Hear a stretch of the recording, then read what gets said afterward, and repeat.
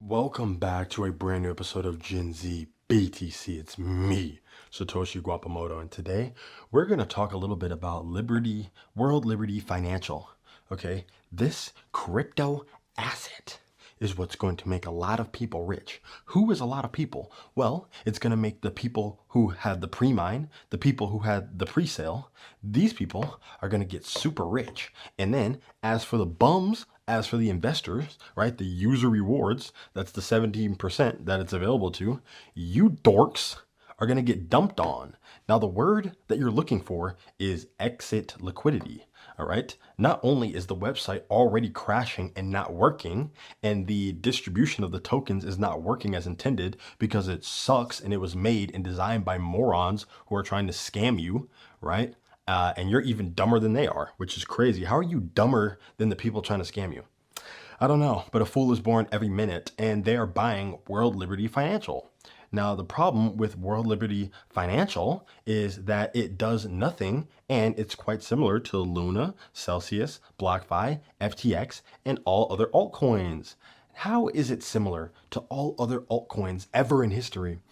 How is it similar? Well, it has a huge pre-mine, okay? Pre-mine means that there is a distribution for the people who created the token so that they can hold it because they are using it as a treasury or as a way of paying the people who got in early. Same with the pre-sale. All the early VC investors who put their money in before anybody else, right? Who already got an allocation of like 100 million tokens or whatever it is. They do the same thing in Cardano, in XRP, in Ethereum, in any other altcoin you can pretty much think of. There is no such thing as a fair and equitable pre-mine in an altcoin or in a cryptocurrency. So then what happens is they release it out to the public. They hype it up. Okay, first you need a hype cycle. You hype it up, you hype it up, you hype it up.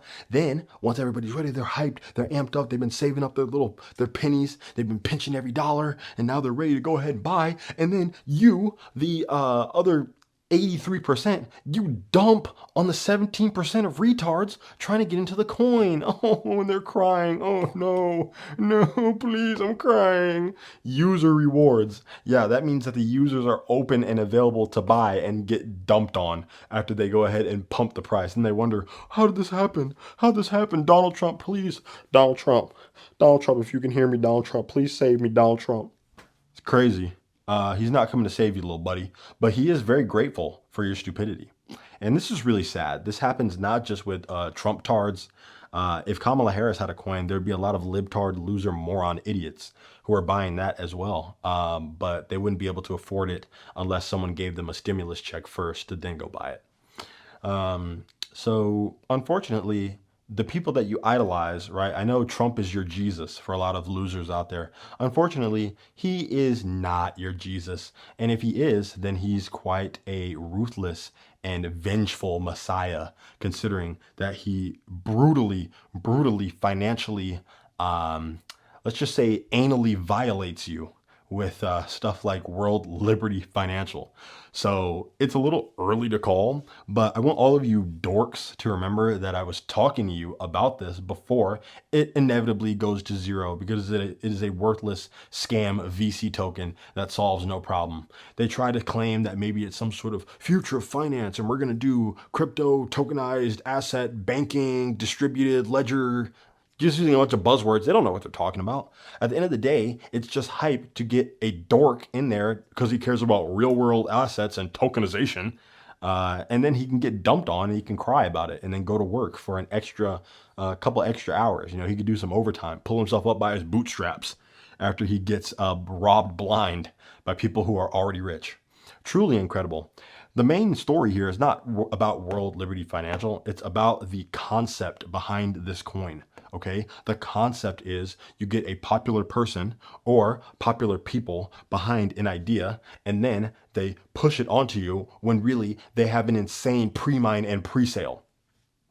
The difference between any crypto ever and Bitcoin is that Bitcoin has no pre-mine and no pre-sale.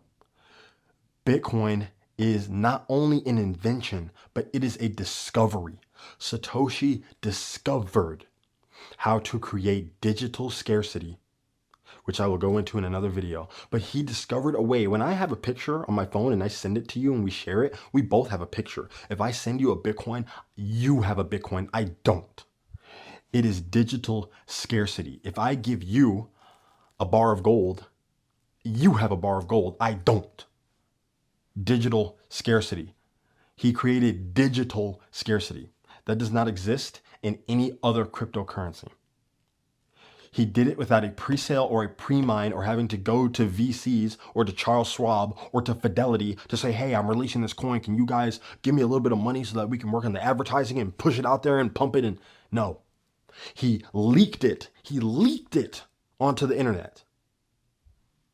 And that was it. People who knew about it, people who understood it, people who read his paper. He published a paper, put Bitcoin out there, dipped. Then he dipped. If you were one of the people to read his paper and understand what he was talking about, congratulations. Congratulations. That's called adopting technology. That's called being an investor. That's called having a vision. That's called understanding disruptive technology. Okay? When someone creates a company and they say, hey, listen, I have this thing, I'm calling it ChatGPT. Okay? It's this AI thing that can do blah, blah, blah. What do you think? Right? If you're one of the early people to invest, and even that is a disingenuous example because ChatGPT has an owner that's going to VCs telling them, hey, this is my idea, fund me. If the ChatGPT guy had leaked ChatGPT online, he had leaked it online, and then people were able to use it and invest in it, then that would be similar to Bitcoin. There is literally nothing similar to Bitcoin. I can't give you any example.